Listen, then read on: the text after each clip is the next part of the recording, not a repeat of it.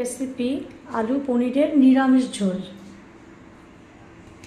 কড়াইয়ে তেল গরম হয়ে গেছে, এবার পনিরগুলো ভেজে তুলে নেব।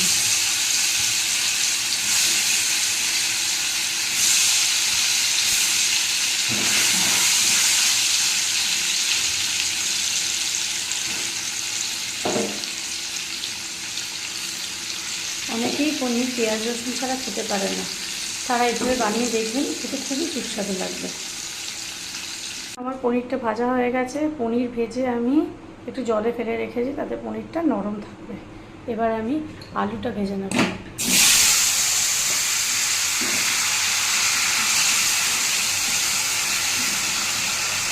এই তেলেই আলু ভেজে নিচ্ছি।